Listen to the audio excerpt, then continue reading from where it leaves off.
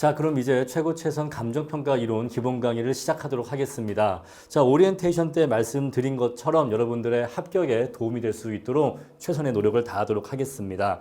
자, 감정평가 이론 강의를 들어가기에 앞서서 먼저 이 말씀을 좀 드리고 강의를 시작할게요. 자, 물론 강의라고 하는 게 강사의 화려한 언변과 어떤 뭐 표현력, 어떤 제스처, 어떤 쇼맨십 이런 거 중요하고 그런 것들이 강의를 재밌게 만들어 주죠. 자, 그런데 우리가 이제 공부하는 시험은 뭐 수능 시험이라거나 뭐 이런 낮은 수준의 시험이 아니라 국가고시 2차 주관식 과목입니다. 그러니까 요 강의부터는 제가 뭔가 이렇게 막 강의를 재밌게 하기 위해서 뭐 애쓴다거나 그런 것보다 조금 차분하고 진지하고 좀 천천히 하나하나 문장을 좀 꼼꼼히 읽어가면서 최대한 여러분께 좀 깊이 있는 지식을 전달해 드리기 위해서 노력을 할게요. 그러니까 이 말씀을 왜 드리냐면 강의가 좀 재미가 없을 수 있다라는 말씀을 먼저 드리는 겁니다. 하지만 웃기는 강의, 재밌는 강의보다는 도움이 되는 강의, 내용적으로 충실한 강의를 여러분들께 해드릴 수 있도록 노력하겠다라는 말씀을 드려요. 자, 그래서 제가 요 이론 강의 할 때는 좀 차분한 모드로 강의를 하고자 합니다. 미리 양해를 구하고 내용 들어가겠습니다. 자, 제 교재를 받아보시면은 목차가 먼저 같이 한번 살펴보죠. 자, 목차 보시면 제가 논점별로 구분을 해놨습니다. 자, 우리 일반적인 교재처럼 뭐 절, 장 이렇게 해서 뭐 이렇게 그 목차가 쭉 흘러가는 게 아니라 논점마다 논점 1-1, 논점 뭐 2-1, 2-2 이런 식으로 논점별로 구분을 해놨습니다. 자, 논점 1은 감정평가의 기초라서 요 논점 1 파트는 요 내용 자체가 중요하다라는 건 아니에요. 아시겠죠? 물론 요 논점 1에서도 출제가 되기는 됩니다. 그런데 이 논점 1은 독립출제 가능성이라고 저는 표현하는데 독립출제 가능성이란 그 논점을 직접적으로 기출문제가 물어보는 형태를 얘기하는 거예요. 근데 그러한 독립 출제 가능성보다는 그냥 감정평가 이론의 기초예요. 아주 베이스입니다. 그래서 논점 1은 독립 출제 가능성과 관계없이 기본적으로 알고 있어야 될 내용이다. 그러면 중요성 높냐 낮냐? 낮다라고 말씀드릴게요. 따라서 논점 1은 가볍게 이런 내용이 있다 정도 보고 넘어가시면 됩니다. 다음에 논점 2가 감정평가의 분류인데 논점 2부터는 좀 중요해집니다. 논점 2 꽤 중요하고 시험에도 자주 출제가 됩니다. 따라서 논점 2는 조금 내용적으로 중요하다라고 말씀드릴 수가 있어요. 만약에 별 5개로 표현한다면 논점 2는 한 3.5 정도로 표현할 수 있을 것 같아요. 3에서 4 정도로 그 정도 중요한 파트입니다. 자, 논점 3 부동산 가치 이론 나와 있는데 가치 이론 굉장히 중요합니다. 자주 출제가 되고 굉장히 핵심적인 논점이라고 말씀드릴 수가 있어요. 따라서 이 가치 이론은 굉장히 추상적인 내용이 많고 또 많은 수험생들이 어려워하는 파트인데 최대한 간단하고 깔끔하게 설명드릴 수 있도록 노력하겠습니다. 다음에 논점 4 부동산 가격 형성인데 이것은 굉장히 다양한 형태로 출제가 됩니다. 왜냐하면 가격 형성 요인이 자사 경영, 자연적, 사회적, 경제적, 행정적 4가지 요인이다 보니까 굉장히 많은 여러 가지 요인들이 부동산 시장 또는 감정평가에 미치는 영향 등을 묻고 있어서 논점 4는 이 교과서에 나와 있는 내용이 출제된다기보다는 이 논점 4에서 담고 있는 텍스트의 내용을 기본 골격으로 해서 그때그때 다양한 응용 문제가 출제가 된다라는 말씀 드릴게요.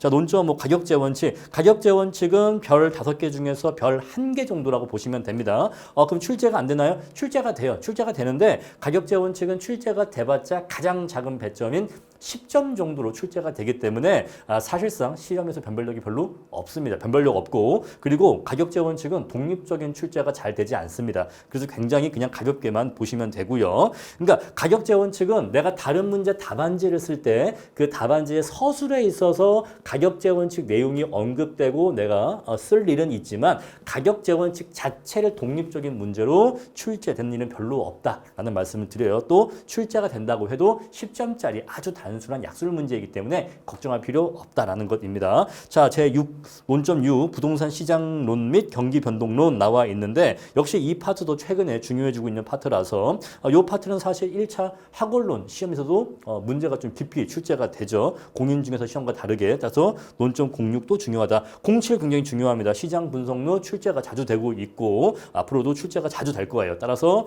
논점 07 중요하다. 자, 06과 07은 별 뭐 4개 정도 또는 별 5개 정도라고 표현할 수가 있어요.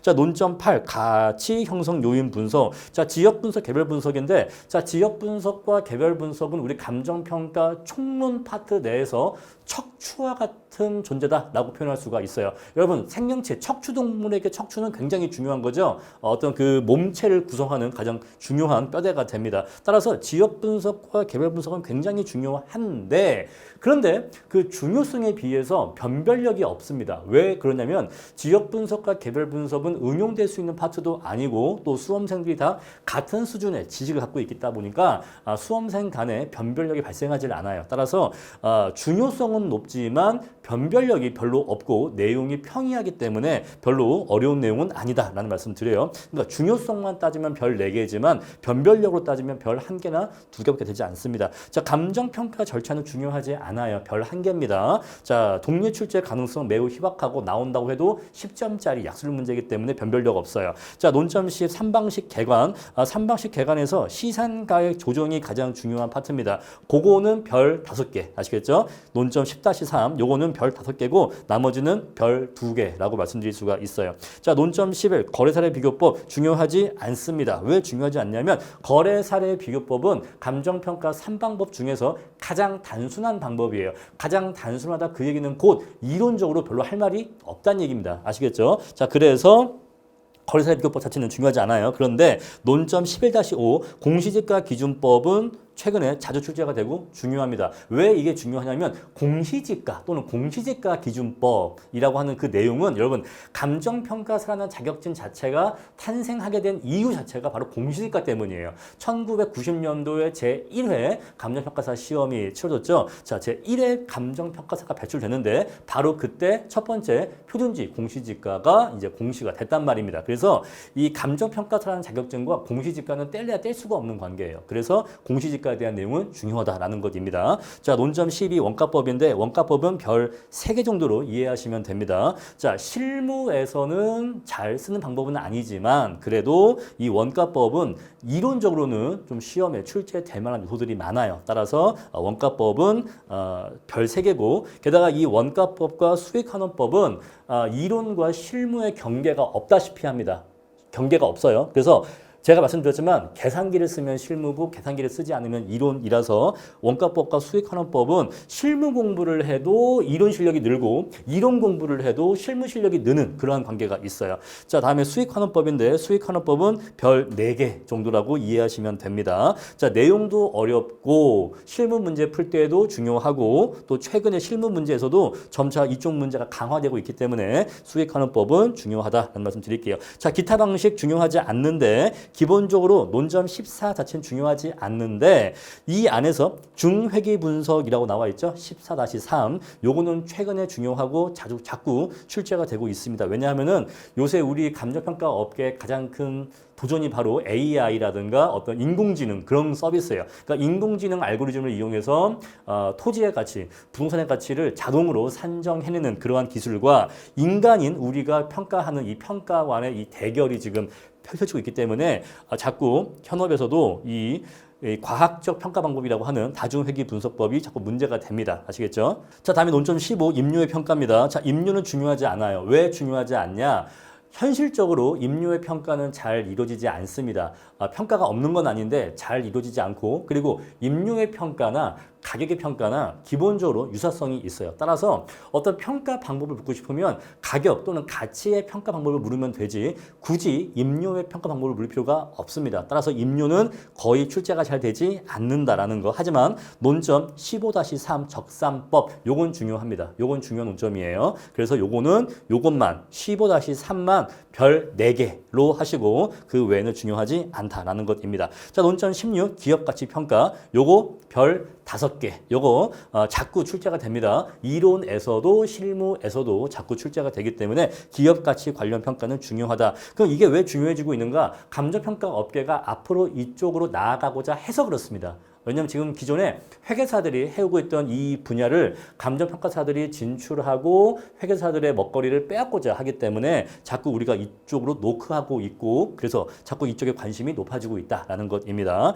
다음에 물건별 평가인데 역시 물건별 평가 역시 실무하고 이론의 구분이 없다. 그래서 이걸 공부하면 이론 공부하면 실무 실력이 좋아지고 실무 공부를 해도 역시 이론 실력이 좋아집니다. 그래서 물건별 평가는 굉장히 많은 16가지 논점 점을 담고 있는데 이 안에서 몇몇 개는 중요하고 몇몇 개는 중요하지 않아요. 그래서 이거를 지금 다 말씀드리진 않고 강의를 하면서 요 논점 중요하다, 중요하지 않다 그거 말씀드리면서 그때그때 강의를 진행하겠습니다. 자, 넘어가시면 이제 논점 18 부동산 투자 있는데 부동산 투자는 저는 이렇게 중요하다고 생각하지는 않아요. 왜냐하면 이론 시험에서는 출제가 요새 잘 되고 있지 않습니다. 그런데 실무 쪽에서 오히려 출제 비중이 높아지고 있어요. 그래서 이 부동산 투자 파트는 이론 시험보다는 실무 시험에서 더 중요해지고 있어서 이론 시험만 놓고 본다면 별로 중요하지 않다. 별 2개 정도로 얘기할 수가 있을 것 같아요. 자, 부동산 금융론은 수험생들이 느끼는 부담감과 공포감에 비해서 실제로는 출제가 잘 되지 않습니다. 그래서 저는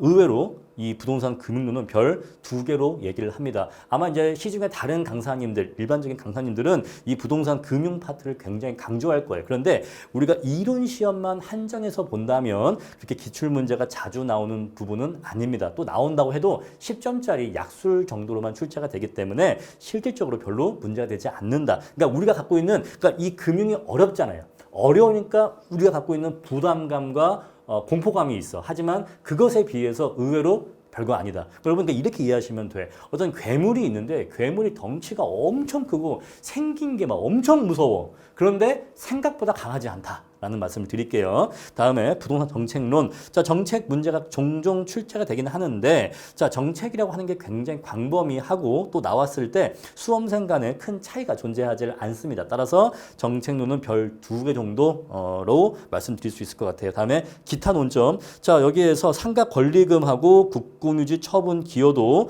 또 그 밖에 요인 보정, 건부 증감가 다 중요해요. 다 중요합니다. 자, 이 중에서 건부 증감가는 약술 문제에 한 5점에서 10점 정도 아주 간략한 약술 문제거리지만 나머지 3개 21-2, 21-3, 4 이 3가지는 셋 다 중요해요. 셋 다 하나하나가 다 중요합니다.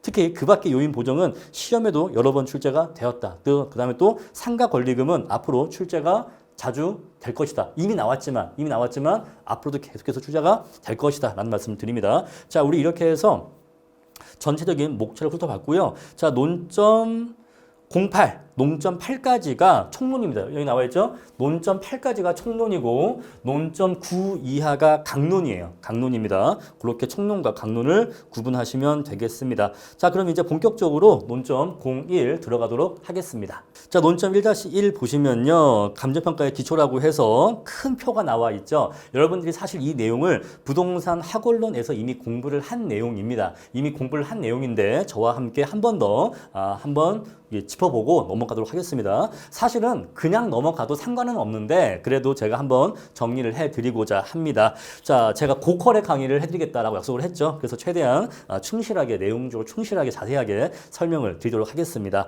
자, 고정성 보시면요. 먼저 자, 고정성 때문에 임장활동, 정보활동화 되죠. 자, 직접 가봐야 되고 또 직접 가서 물건과 관련된 정보를 수집해야 되는 활동이 필요하게 되고 부동산 활동이 특정 지역에 한정되는 국지적 현상이 발생하게 됩니다. 그렇죠? 자, 고정성 때문에 위치, 가격, 위치가 좋냐 나쁘냐에 따라서 가격의 차이가 발생하게 되죠. 그런 위치, 가격 성격하게 되고 또 고정성 때문에 공급이 고정되다 보니까 자, 공급 고선이 이렇게 수직선으로 그려지게 되겠죠. 자, 공급이 이렇게 비탄력적이면 자, 토지에서 얻어지는 수입은 어떤 성격 갖게 된다? 지대의 성격을 갖게 된다. 그래서 이 지대를 현가합한 것이 지가가 되니까 토지의 가치가 되니까 우리 그러한 성격의 지가를 잉여 가치라고 하는 겁니다. 아시겠죠? 불로소득. 다음에 자, 그래서 추상적, 구체적, 국지적 시장된다. 자, 요건 별로 어려운 게 없을 거고요. 요 2개가 아니 선생님 어떻게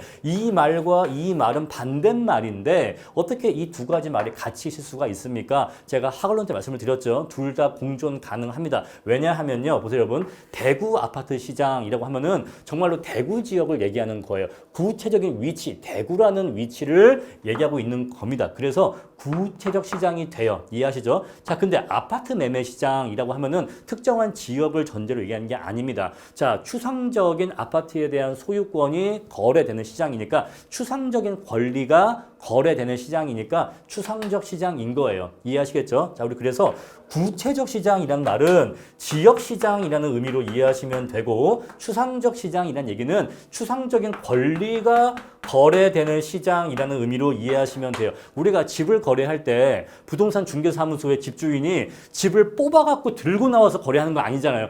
이거 이 집 받으세요 하고 거래하는 게 아니잖아. 우리가 직접 물건을 거래하는 게 아니에요. 뭘 거래하는 거죠? 그 물건에 대한 추상적인 권리를 거래하는 거죠. 우리 그러한 의미에서 추상적 시장이라고 얘기하는 겁니다.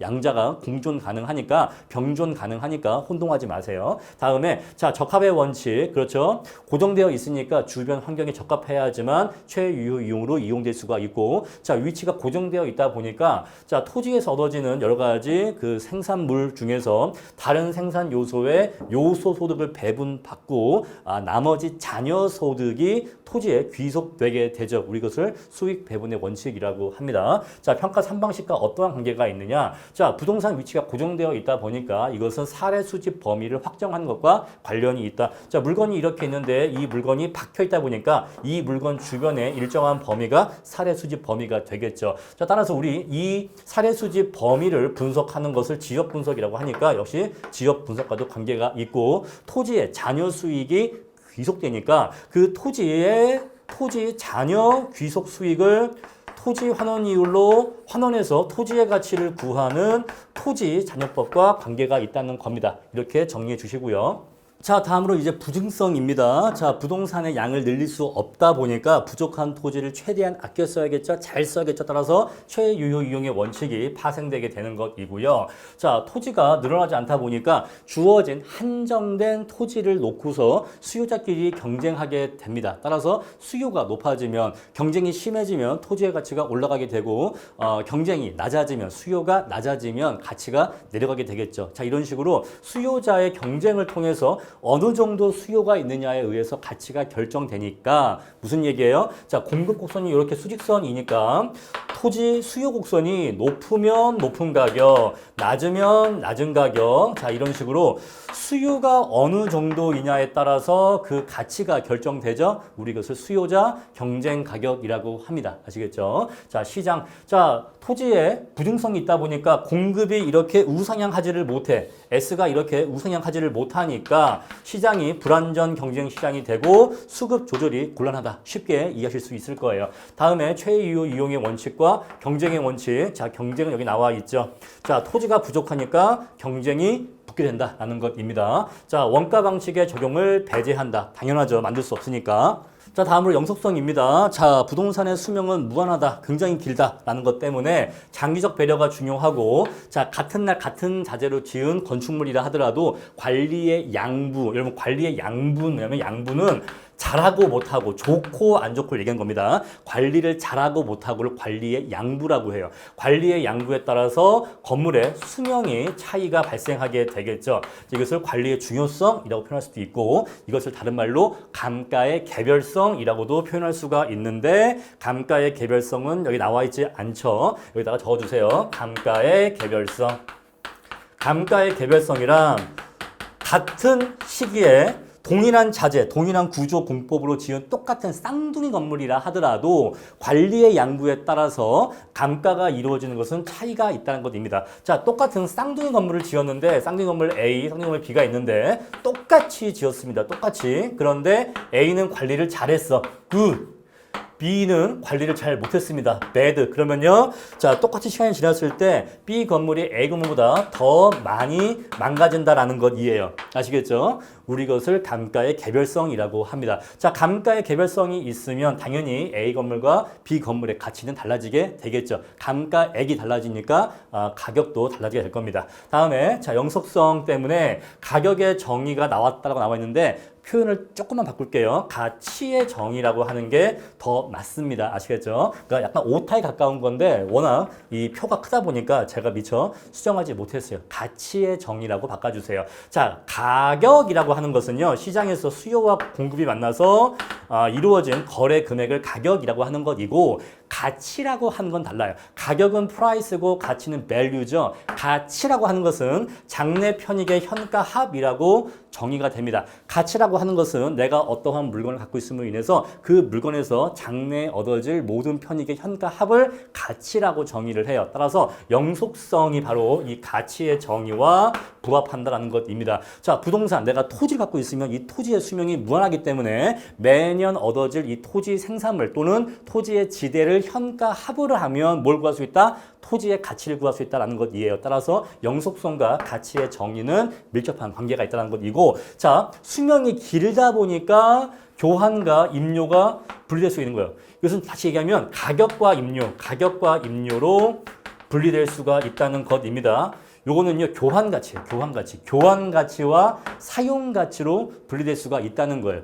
여러분 보세요. 건전지가 있어. 그러니까 충전지가 아니라 그냥 건전지인데 이 건전지를 누구한테 돈을 받고 빌려줄 수가 있습니까? 빌려줄 수가 없어. 왜냐하면 빌려줘버리면 상대방이 써버리면 내가 쓸 수가 없게 됩니다. 따라서 이러한 이제 소멸적인 재화들은 거래, 매매는 할 수 있지만 사고 팔 수도 있지만 빌려준다는 개념은 생기기 힘들어요. 근데 부동산은 수명이 무한해. 수명이 무한하니까 남한테 5년, 10년 빌려줘도 역시 남아있는 수명이 무한하니까 또는 기니까 빌려준다가 가능한 거예요. 그래서 부동산은 영속성 때문에 이 임대차라고 하는 것이 발생할 수 있게 되고 그에 따라서 교환 가치와 사용 가치, 다른 말로 가격과 임료로 구분될 수가 있다는 거예요. 그래서 아파트를 보면 아파트가 매매가가 있고 전세가가 있죠. 요거 이해하시겠죠? 매매가는 교환 가치, 전세가는 사용 가치. 이해하시겠죠? 자, 투자와 투기의 대상. 자, 부동산은 없어지지 않아. 없어지지 않다 보니까 투자재로서 매력적인 재화라는 것이죠. 따라서 투자나 투기의 대상이 된다는 것이고, 자, 기니까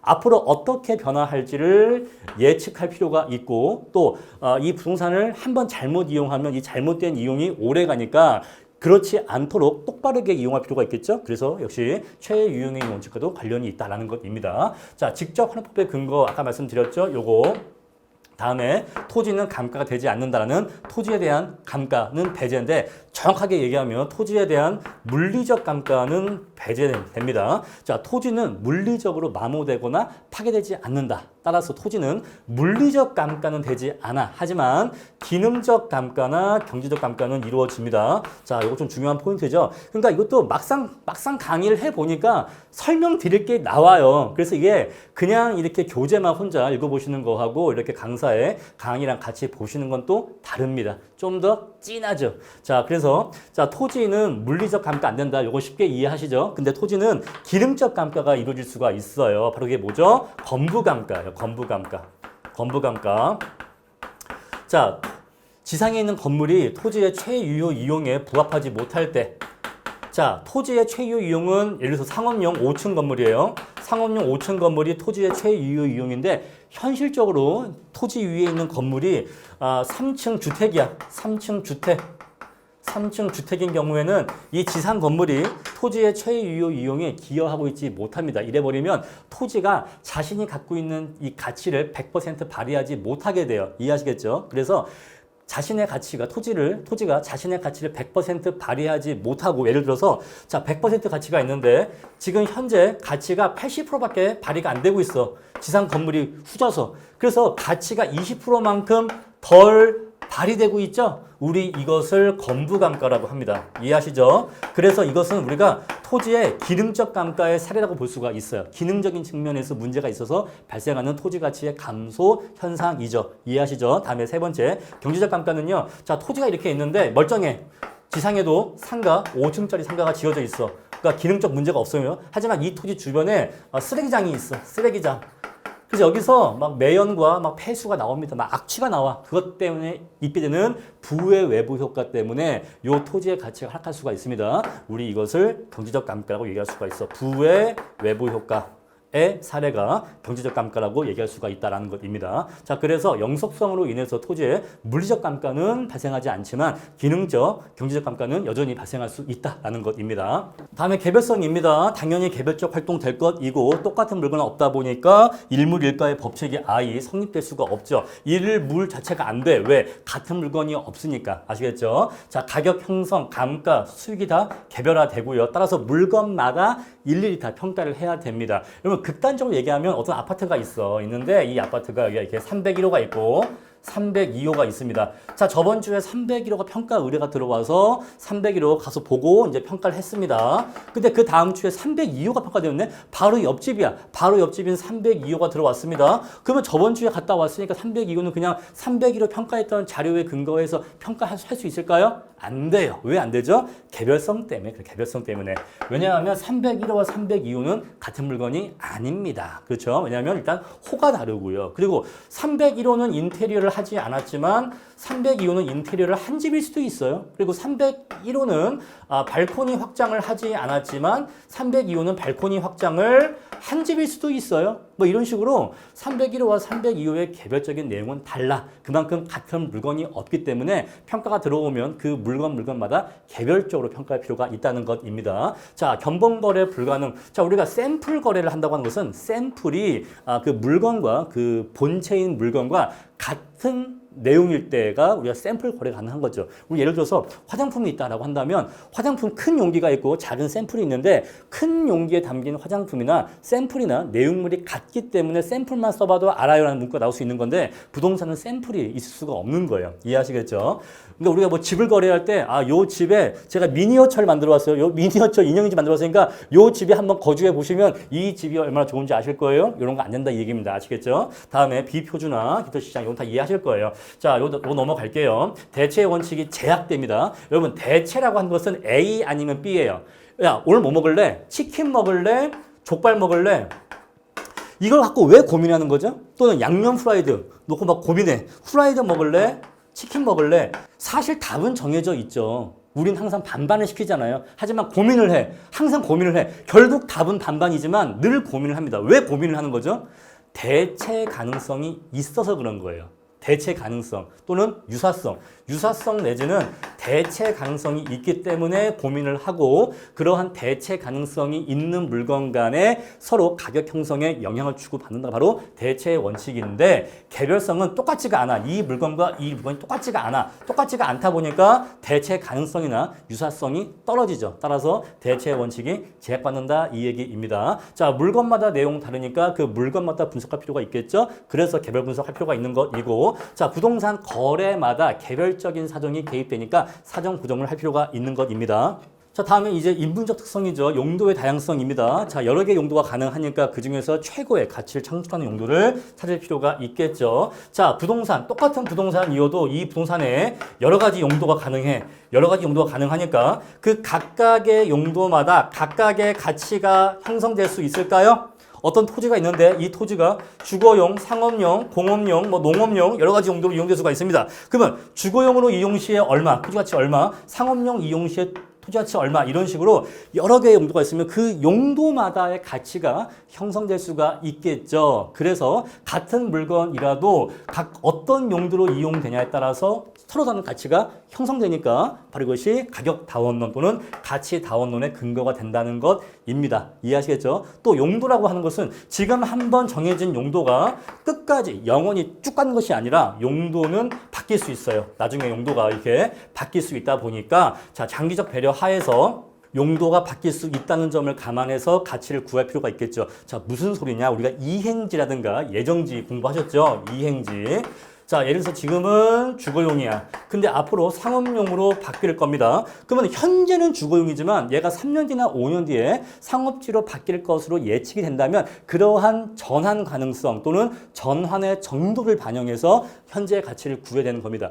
자, 이러한 토지를 순수한 주거지의 가치로 구하면 안 되는 거예요. 아시겠죠? 자, 그러한 의미에서 용도의 다양성은 부동산 가격을 구할 때 장기적 배려하에 미래에 대한 예측하에 미래의 용도에 대한 예측하에 현재 가격을 구할 필요가 있다라는 것입니다. 자, 시장은 요거 읽어보시면 될 거고요. 자, 다음에 가격 재원칙. 원래는 부동산에 뭐가 있다? 개별성이 있다. 원래는 개별성이 있어서 대체가 안 돼. 개별성이 있어서 대체가 안 되는데 이것을 완화해 주는 인문적 특성이 바로 뭐예요? 바로 얘 용도의 다양성이에요. 자, 그러나 뭐가 있다? 용도의 다양성이 있다.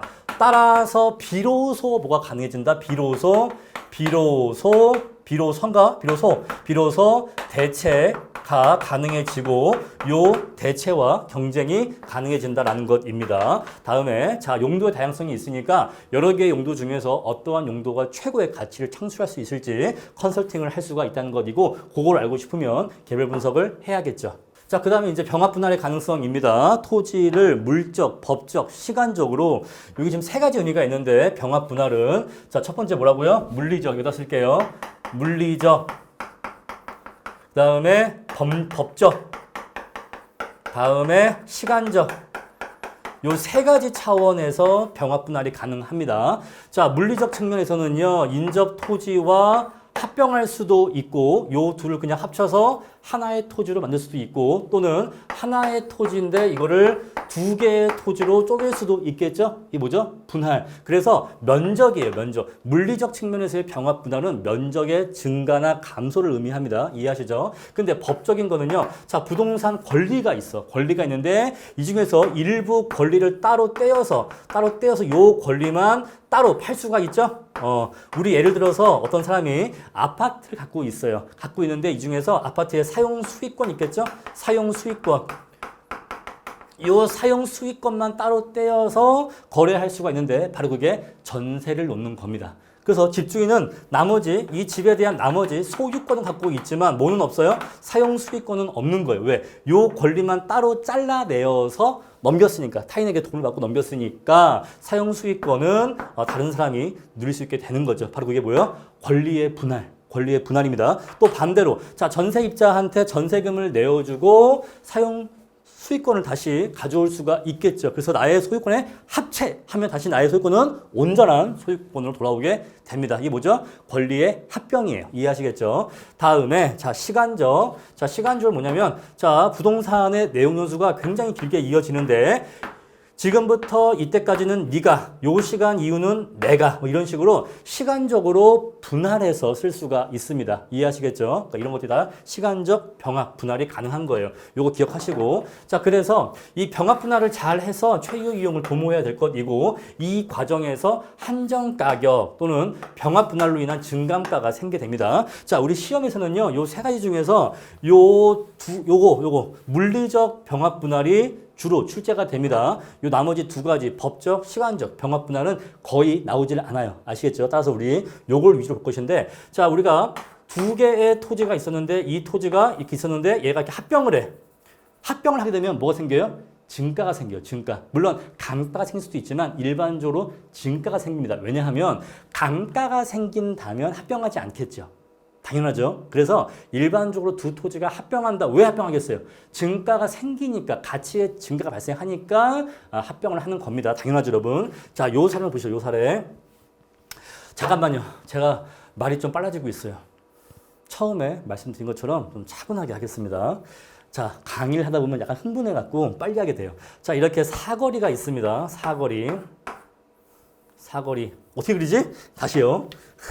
자, 흥분했나봐. 자, 이렇게 사거리가 있는데 당연하지만 요러한 토지가 있고 요러한 토지가 있어요. 요 A 토지, B 토지가 있다고 칩시다. 자, 원래 A 토지의 가치는 50이고 B 토지의 가치는 100이라고 합시다. 그렇죠? 근데 B 토지가 A 토지를 사든 A 토지가 B 토지를 사든 이 둘이 합병하게 되면 그 우리 합쳐진 토지를 C 토지라고 합시다. 근데 이 C 토지의 가치는 150이다 아니면 150보다 더 크다? 더 크다 이 얘기예요. 한 170이라고 해보죠. 170. 요거 이해하시겠죠? C 토지는 A 플러스 B인데 이 값이 150이 아니라 170이 나왔어. 그럼 플러스 20은 뭐죠? 바로 이 플러스 20이 바로 뭐예요? 합병 증가야. 합병 증가. 이해하시겠죠? 물론 감가도 생길 수 있지만 감가는 시험에 나오지 않아. 왜냐하면 감가가 되는 일은 누가 하겠습니까? 그래서 이론적으로는 잘못된 병합 분할로 인해서 감가가 생길 수 있지만 감가가 생길 거라면 하지 않겠죠. 그래서 이론적으로는 감가도 존재하지만 우리 이론이나 시험에서는 증가만 묻게 됩니다. 이해하시겠죠? 자, 그래서 합병 증감가 또는 합병 증가가 발생하는데 바로 이 합병 증가를 반영한 가격이 바로 한정 가격이에요. 자, 그럼 보세요. B 토지 주인이 A 토지 주인한테 야, 너 A 토지 나한테 팔아 라고 할 겁니다. 그러면 A 토지가 내 토지는 50짜리니까 50 주면 팔게 라고 할까요? 그렇지 않다 이 얘기야. 그렇지 않다. 왜? A 토지는 A 토지만 독립적으로 거래한다면 50이 맞지만 야, 너 B, 너 내 토지 사면은 20만큼의 합병 증가 얻을 거 아니야? 요 합병 증가, 다른 말로 얘를 합필 가치라고도 하는데 합필 가치. 합필 가치라고도 하는데 너 이거 20만큼 이익 보잖아. 나도 이거 좀 줘야지. 그래야 내가 팔지. 알았어. 그럼 얼마 주면 돼? 20을 다 줄 수는 없어. 다 줄 수는 없고 20 중에 어느 정도는 너한테 줄게 라고 이제 둘이 협상을 하겠죠. 누구끼리? A하고 B끼리. 누가? 그러니까 불특정 다수, 다수의 매도인과 다수의 매수인이 협상하는 게 아니라 누구? 우리 둘만.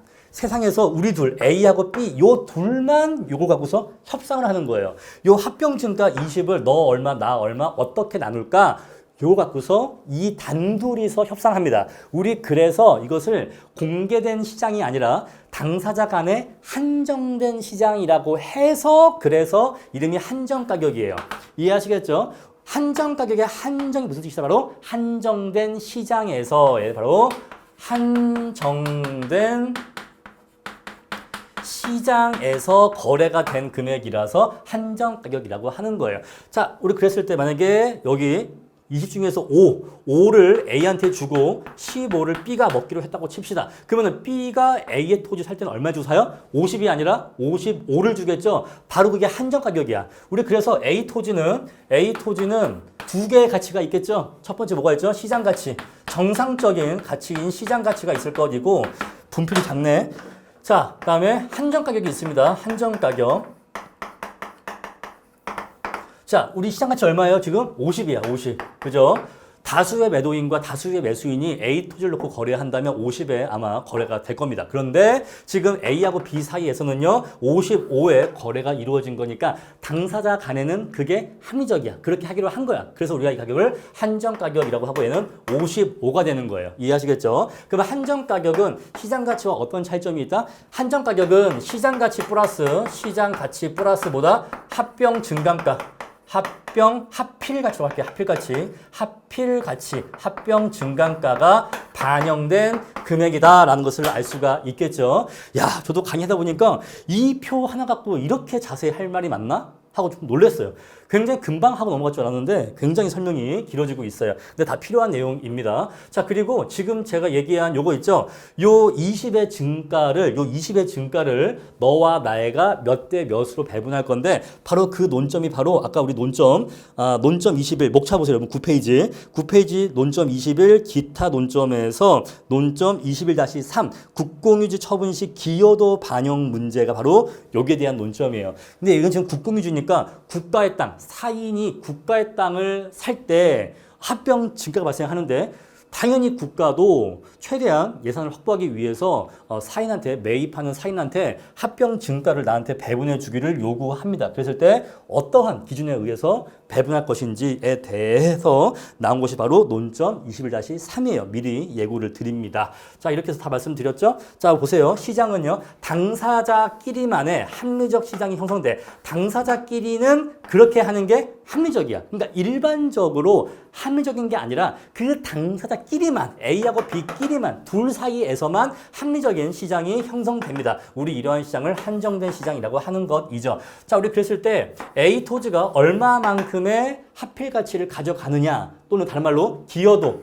다시 얘기할게요. 자, A 토지가 얼마만큼의 합필 가치를 가져가느냐 하는 것은 요 20 중에서 얼마나 가져가느냐 하는 것은 A 토지가 이 합필 가치가 발생하는 데 있어서 얼마만큼 기여했느냐에 의해서 배분액이 결정됩니다. 이해하시겠죠? 많이 기여할수록 이 합의 가치가 많이 배분되고 플러스 5, 플러스 7, 플러스 13 많이 배분될 수 있는 거고 기여도가 낮을수록 배분되는 정도가 작아지겠죠. 그래서 기여의 원칙과 관련이 있는 거예요. 아시겠죠? 여러분 여기서 한 줄 띄어쓰기 해주세요. 이 수익이 여기가 아니고 여기 밑에 이렇게 와줘야 되는데 편집에 좀 문제가 있었습니다. 제가 이 한글로 된 원고를 넘기면 편집자가 이제 디자인 툴로 편집을 하는데 그 과정에서 좀 오류가 있는 거예요. 이 수익 글자가 이 아래로 와줘야 됩니다. 수익 체증 체감의 원칙이죠. 자, 그래서 기여의 원칙은 왜 관계가 있다? 기여도에 따라서 합병 증가를 배분해야 되니까 이때 이 얼마만큼 합병 증가를 줘야 하는가 하는 이 판단에서 기여의 원칙에 관계가 있다는 것입니다. 이해하시겠죠? 자, 그리고 이 합병이라고 하는 것은 무작정 계속해서 합병해 나간다고 해서 합병 증가가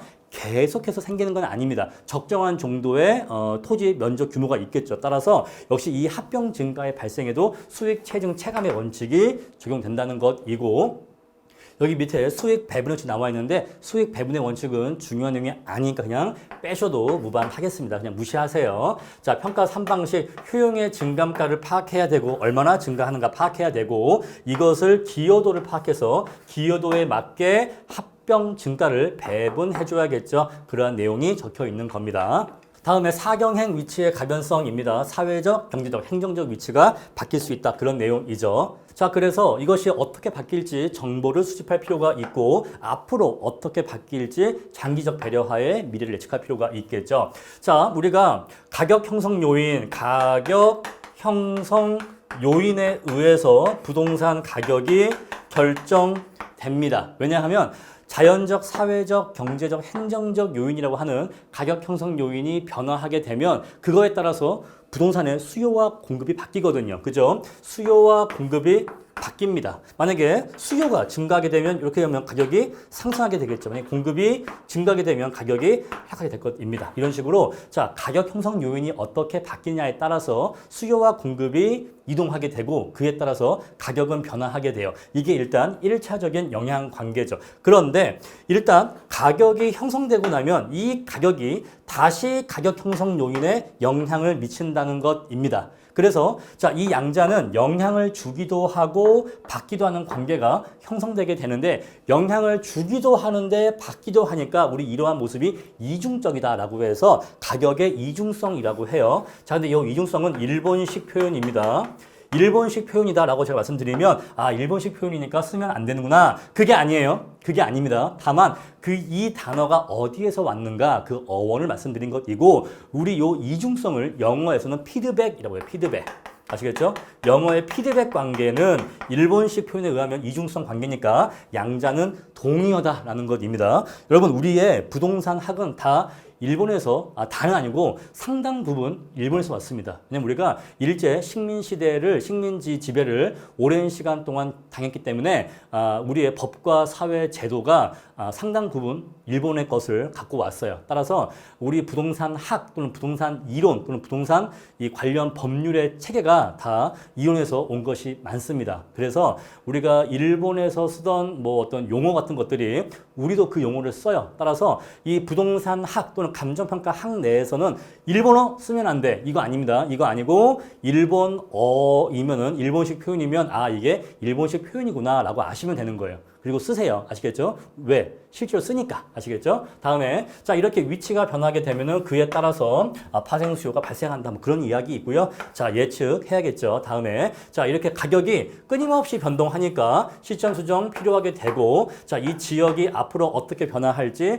사경행 요인이 어떻게 변화할지 예측할 필요가 있겠죠. 우리 이것을 지역 분석을 동태적으로 분석한다라고 표현을 해요. 동태적이란 말은 시간의 흐름에 따라 어떻게 이 지역 내 지역 요인이 또는 다른 말로 가격 형성 요인이 변화해 나갈지를 예측한다 이 얘기예요. 이게 무슨 말이냐? 만약 여러분들이 연남동 또는 뭐 홍대의 이 물건을 평가한다고 합시다. 그러면 이 토지가 또는 이 건물이 얼마짜리냐를 평가할 때는 앞으로 이 동네가 어떻게 될까에 대한 예측이 반영된다는 거예요. 앞으로 계속해서 이 동네가 발전하고 땅값이 오르고 번성하고 사람들이 많이 오고 그럴 동네로 성장할 것으로 예측된다면 가격을 더 상향시켜야 되는 것이고, 반대로 자 지금은 좋지만 앞으로는 쇠퇴할 것이고 점차 뭐 기울 것이고 점차 안 좋아질 것 같아 라고 한다면 가격을 다운시켜야겠죠. 그런 식으로 그 물건이 속해 있는 그 지역이 장래 어떻게 변화할지를 동태적으로 예측을 해서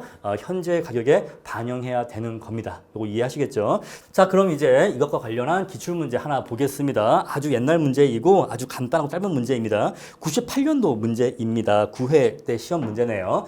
자, 토지는 지리적 위치의 고정성으로 인해서 강한 개별성을 갖는다. 이와 관련한 부동산 가격 원칙이죠. 원칙과 파생적 특징을 설명하시오. 자, 배점은 10점입니다. 배점이 10점이면요. 목차 몇 개? 목차 5개 잡으시면 돼요. 왜냐하면 목차 한 개마다 몇 점이다? 목차 한 개마다 2점이라고 생각하시면 됩니다. 아시겠죠? 보통 한 4줄 정도로 이루어진 게 목차 하나다. 뭐 4에서 5줄 정도가 목차 하나인데 그게 하나당 2점이다 라고 이해하시면 됩니다. 아시겠죠? 그러니까 꼭 그런 건 아니야. 어떤 이 줄은 어떤 목차는 조금 더 뚱뚱할 수가 있고 조금 더 홀쭉할 수도 있겠죠. 근데 쓰다 보면 대략 목차 하나가 2점꼴로 차지합니다. 그래서 목차 3개를 잡으면 보통 5점에서 6점 정도를 쓰게 돼요. 이해하시겠죠? 나중에 답안지 써보시면 압니다. 자, 근데 우리가 이제 10점이니까 목차 5개 정도 뽑으면 되는데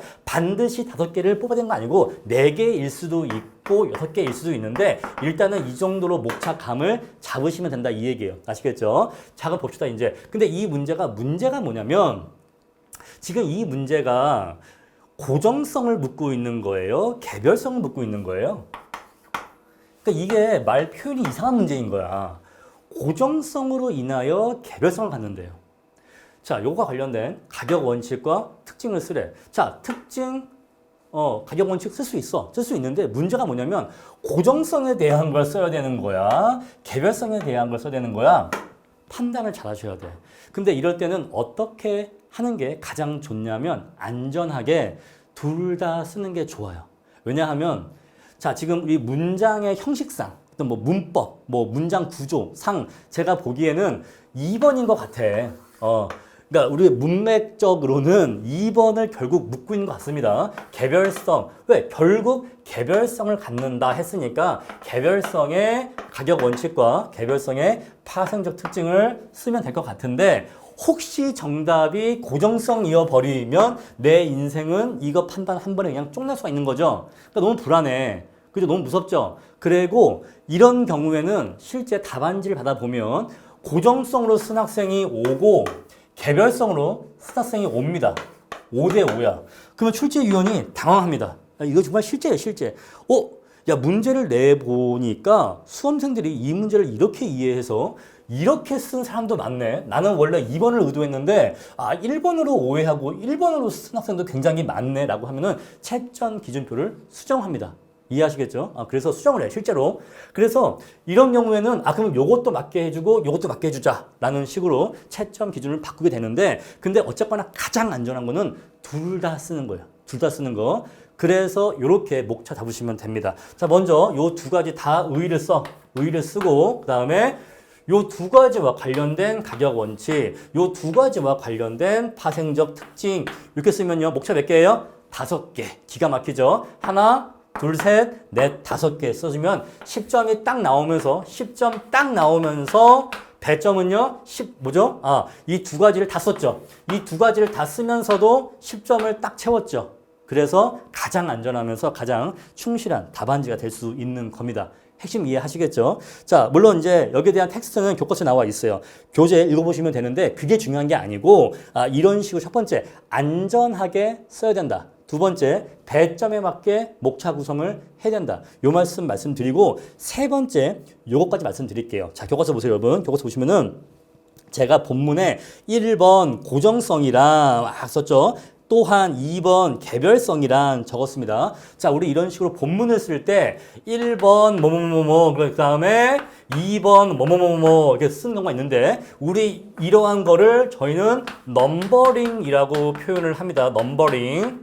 자, 하나의 문단 안에 여러 개의 문장이 들어가겠죠. 이해하시죠, 여러분? 문장의 모음. 자, 문단이라고 하는 것은 여러 개의 문장의 합으로 이루어져 있습니다. 그런데 우리가 일반적으로 글씨가 악필이고 그리고 시험장에서는 너무나 긴장되고 손이 떨리고 시간도 촉박하기 때문에 그냥 막 쓰기 때문에 글씨가 더 엉망이야. 그러다 보니까 그냥 글씨로만 막 쓰다 보면 지금 이 내용이 잘 눈에 들어오지 않습니다. 그래서 자, 출제자님. 자, 1번 요 내용 있고요. 2번 요 내용 있습니다. 1번, 2번 요 내용 구분해서 이렇게 잘 봐주세요라고 해서 내용을 내가 스스로 이렇게 구분하는 거예요.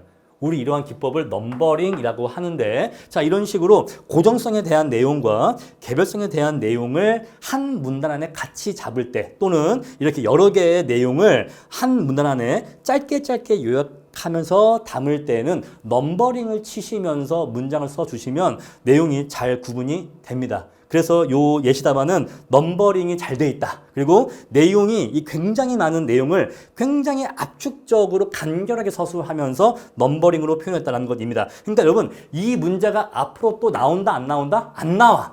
이런 문제 안 나온다니까요. 여러분 이 문제 지금 언제 문제예요? 지금 이 문제 24년 전 문제예요. 24년 전 문제. 그러니까 굉장히 옛날 문제야. 그러니까 이런 거는 아주 옛날 옛적에 호랑이 담배 피던 시절의 문제이기 때문에 이제는 이런 문제가 안 나와요. 근데 이 문제를 제가 지금 왜 강의하는 거예요? 답안 작성법을 말씀드리고 있는 거예요. 이해하시겠죠? 그래서 요 1번 문제는 이 내용 자체가 중요한 게 아니라 옛날에 이런 문제가 있었는데 이런 문제는 답안지를 이런 식으로 써야 된다라는 것을 기억해 주시고 자, 그리고 공부를 맨 처음 시작하실 때는 우리가 바로 어려운 문제의 답안을 이 분량이 큰 문제를 바로 쓸 수가 없어요. 답안지도 역시 이 자전거와 비슷합니다.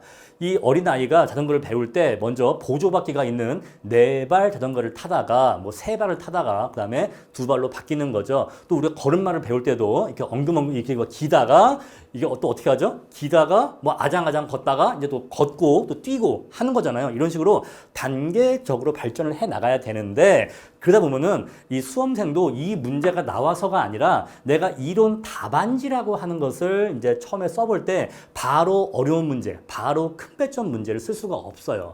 우리 그래서 이런 문제를 통해서 답안지 작성 연습을 시작해 보는 겁니다. 이해하시겠죠? 그러니까 내용적으로 중요한 게 아니라 답안지 작성 연습용 문제로서 유용하다라는 말씀을 드릴게요.